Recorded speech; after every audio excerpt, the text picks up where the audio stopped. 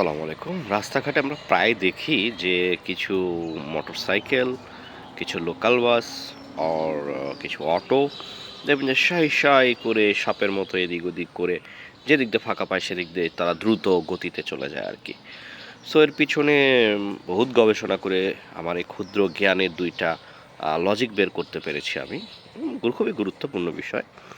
১ম লজিকটা হচ্ছে যে তাদের গার্লফ্রেন্ডরা হয়তোবা তাদেরকে ফোন দেয় যে, "বাবু আমি বাসায় একা।" সেই কথাটা শোনার পরে আসলে কারোরই পক্ষে থাকা সম্ভব না। তারা যত দ্রুত সম্ভব গন্তব্যেই পৌঁছাইতে চায়। আরেকটা সবচেয়ে গুরুত্বপূর্ণ থেকেও গুরুত্বপূর্ণ একটা লজিক যেটা আমার মাথায় এসেছে সেটা হচ্ছে যে তাদের আসলে হাগা চাপছে।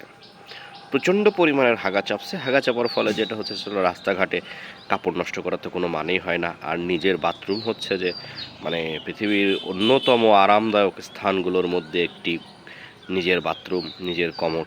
সো তারা আসলে নিজের কমোডের সন্ধানে দ্রুত গতিতে এদিক ওদিক করে আরকি তাদের নির্দিষ্ট নিজের আপন, নিজের প্রিয় বাথরুমের দিকে তারা আসলে ধাবিত হয়। এজন্যই হয়তোবা তারা এত দ্রুত এদিক ওদিক দিয়ে যেতে চায়। ওই যে এখনই যাচ্ছে একটা প্রচণ্ড গতিতে।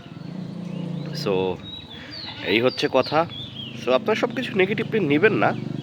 এর পিছনে আসলে অনেক অন্তর্নিহিত কারণ থাকতে পারে। সো অন্তর্নিহিত কারণগুলোই আরকি খুঁজে বের করাটা উচিত আরকি সবার পক্ষে। ধন্যবাদ।